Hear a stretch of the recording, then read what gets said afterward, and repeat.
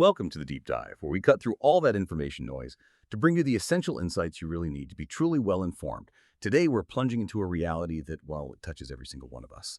Our increasingly digital world. It's a landscape that's just teeming with incredible opportunities, yes, but it also relentlessly opens the door to incredibly complex and often, let's be honest, quite frightening threats. So how is a country like Austria, a significant player in the European Union, how are they navigating this dual landscape, this place of immense promise and constant peril? Today, we're embarking on a deep dive into Austria's cybersecurity landscape, specifically looking at 2025. We've synthesized a real wealth of sources for you, everything from comprehensive market analyses and government strategies to these in-depth expert reports from places like New Camp, KPMG, the Bundeskanzleramt, the Vienna Business Agency, all framed within those broader EU initiatives. Our mission today is clear. We want to unpack this booming cybersecurity market, dissect the evolving threat landscape, understand Austria's strategic responses, and really pinpoint the critical challenges and opportunities ahead. The goal: to give you a comprehensive, clear, and hopefully engaging understanding of a complex, vital topic that truly impacts everyone. And just before we jump into the material, a quick thank you to our sponsor, www.cisomarketplace.com, your premier resource for all things CISO. Yeah, Austria's situation is, I think, a really compelling case study. They're right there on the front lines, facing the same escalating threats as, the major global economies. But their strategic, almost surgical approach, well, it provides some valuable lessons on building robust digital defenses. It's kind of a microcosm of the global challenge, really. Absolutely. So let's unpack this, maybe starting with the sheer scale of opportunity, because the booming cyber landscape in Austria, well, opportunity is definitely knocking loud and clear there. What stands out immediately is just the incredible growth. Austria's cybersecurity market is projected to expand by, 9.34% annually? On track to hit US $465.30 million by 2029. And this isn't just a growth trend. It feels like a fundamental shift. It indicates that cybersecurity is now, non-negotiable, a strategic investment for every business, foundational to digital transformation itself. That surge in remote work, for instance, has just massively accelerated this, hasn't it? And if we broaden the perspective a bit, this growth translates directly into pretty serious financial commitment. Companies are, on average, spending US $61.45 per employee on cybersecurity solutions. That figure alone tells you digital security is no longer some afterthought or, a line item you can just cut. It's a core operational cost, an essential part of doing business today. Right. And for anyone listening who might be considering a career pivot, this is particularly interesting. Our sources tell us there's literally never been a better time to jump into cybersecurity in Austria. We're talking attractive salaries right off the bat. Yeah. Entry-level security analysts starting at a very healthy $59,000 to $66,000. Pretty good start. Yeah.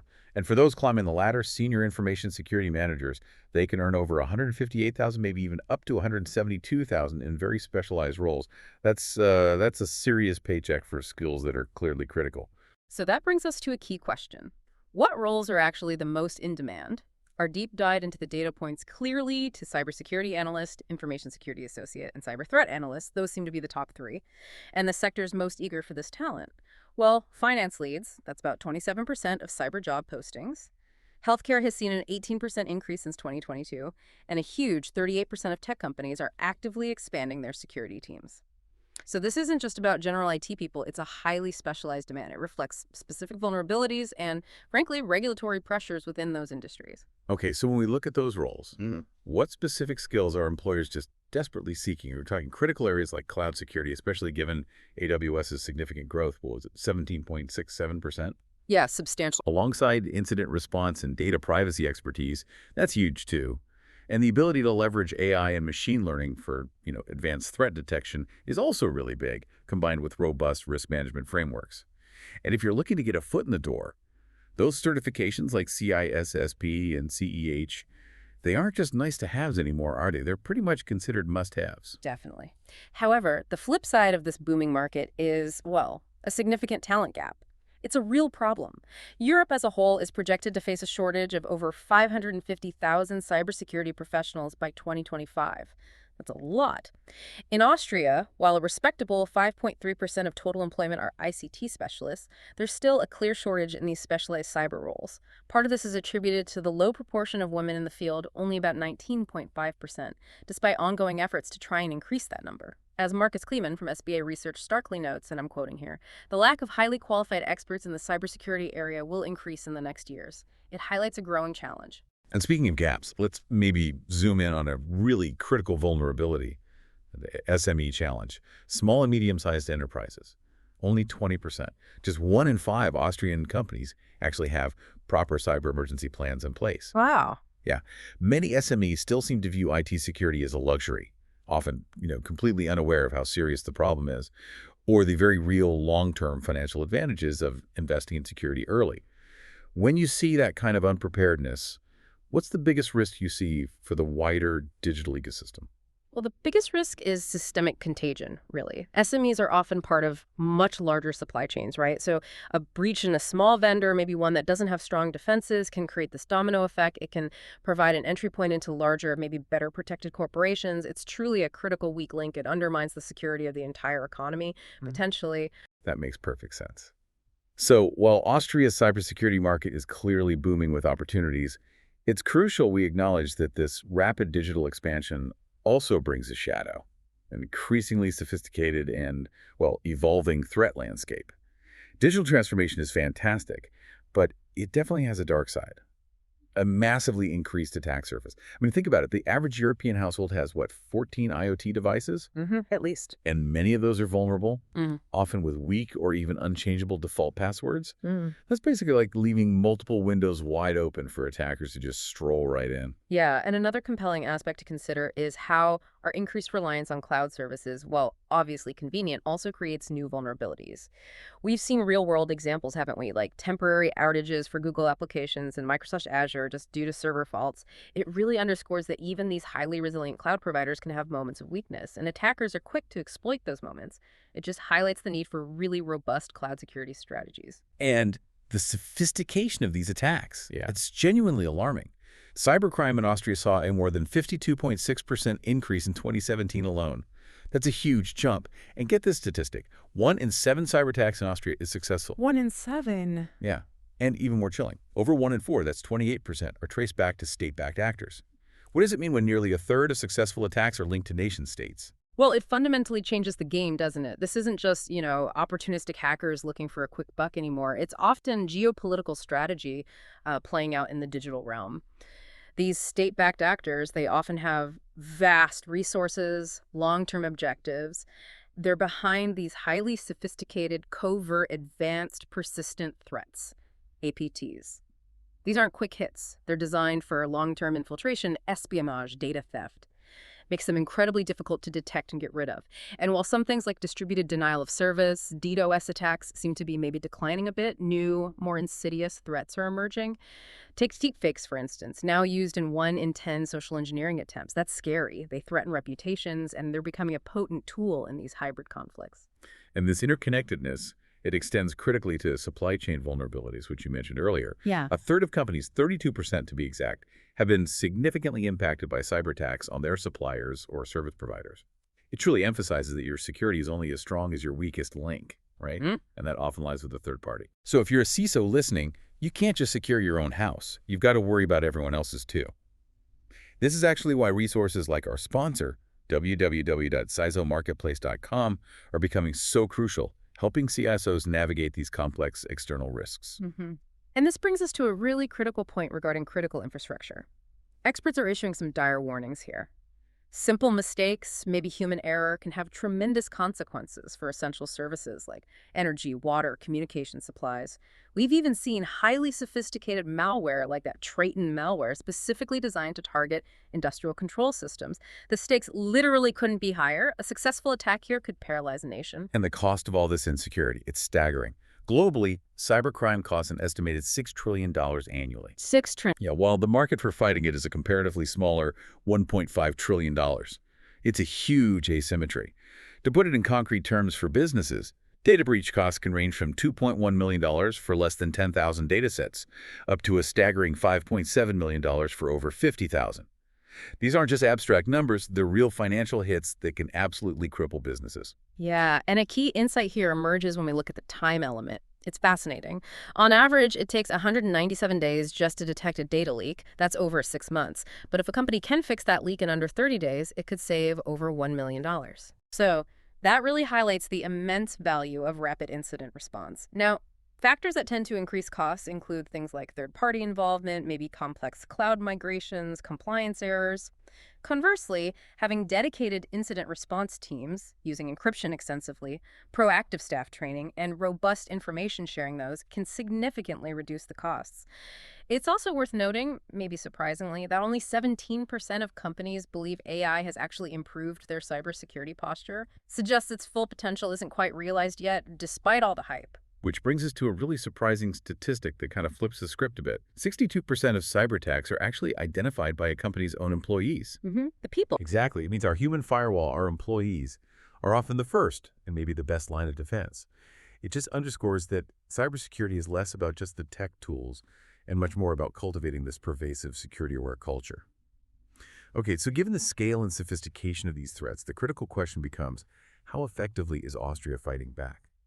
Let's shift our focus now to their proactive digital defense strategies, because it really does reveal a truly national commitment to resilience. And it's important to frame Austria's efforts within that larger EU context, the Digital Compass 2030, right? Which sets these ambitious targets for digital transformation across government, skills, business, infrastructure. Yeah, absolutely. And this aligns with a wider trend of sort of digital sovereignty within Europe. Austria adopted its own Digital Austria Act back in 2023. It's got 36 principles and 117 concrete measures, all aimed at reshaping its digital landscape. What's particularly impressive, I think, is Austria's pioneering role in e-government. Platforms like Österreich.gv.at and the Digitales AMPT app, they've achieved an incredible 80.7% of public services online, and an astounding 99.7% mobile friendliness. That's almost universal access, really streamlining how citizens interact with the government. Let's unpack some of these key national strategies in a bit more detail. Foremost is the Austrian Strategy for Cybersecurity, the OSCS 2021. That's their big blueprint for digital resilience. What I find particularly impressive is their digital skills strategy. Their Digital Everywhere program offers over 4,500 free events. Wow, 4,500. Yeah, aiming for 80% digital literacy by 2030. They're currently at 64.7%.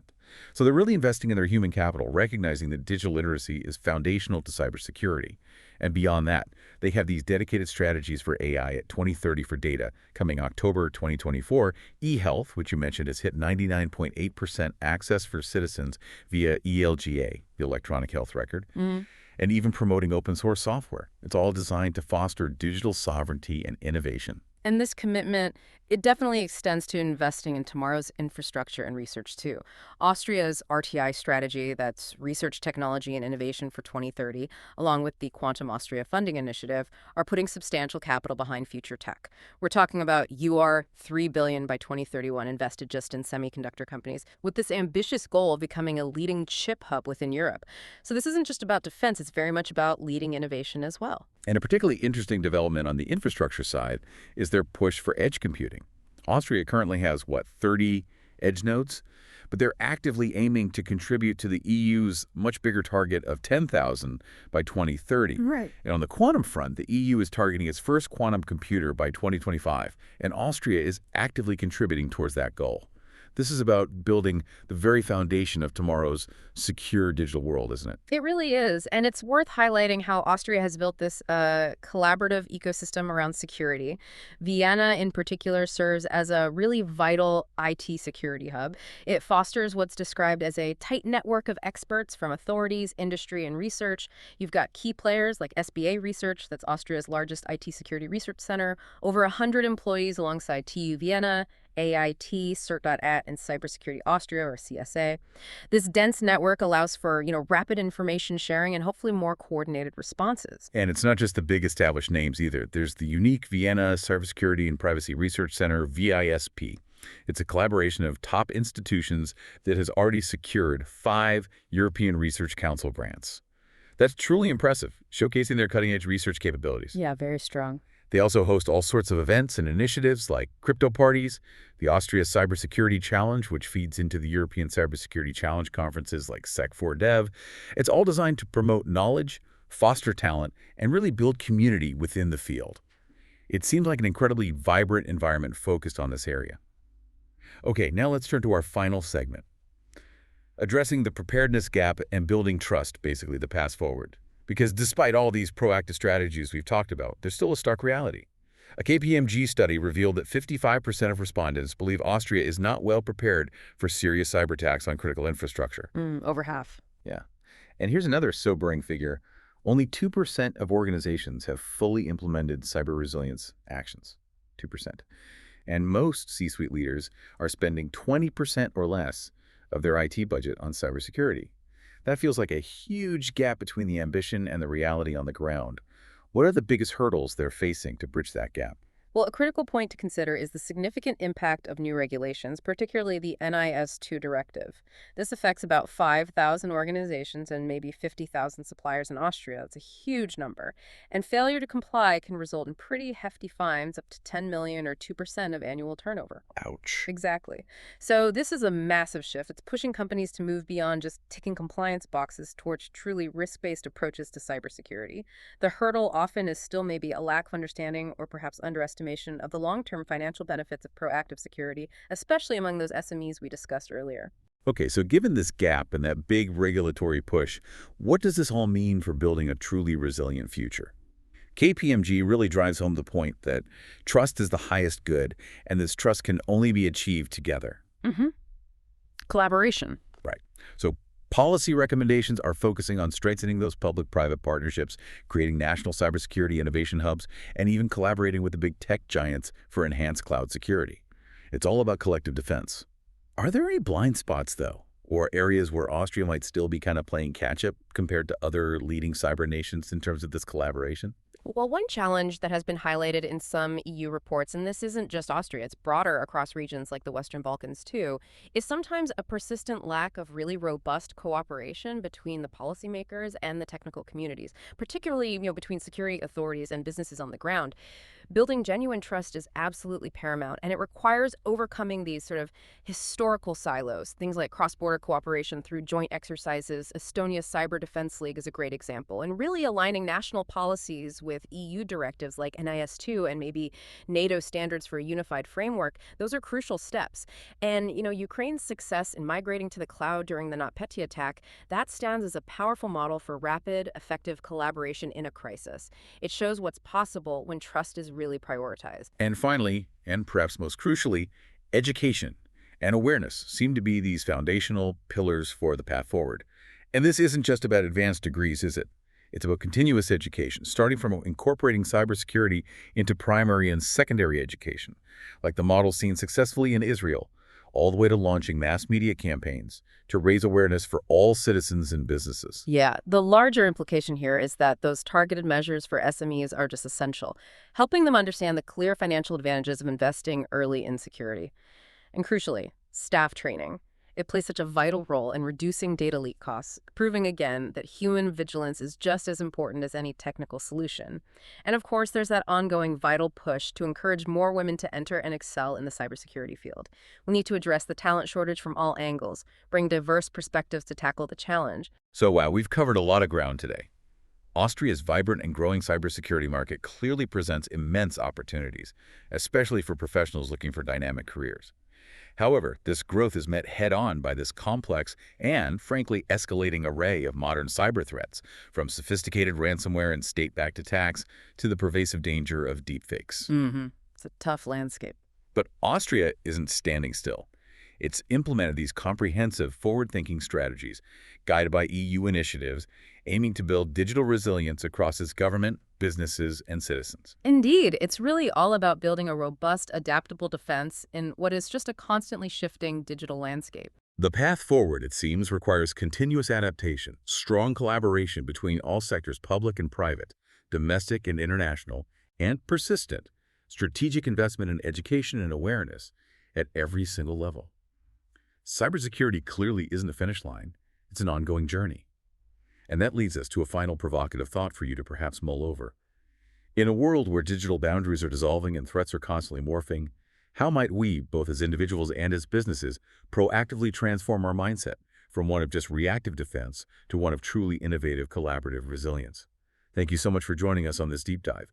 And don't forget to check out our sponsor for today's episode, www.cisomarketplace.com. We'll see you next time on The Deep Dive.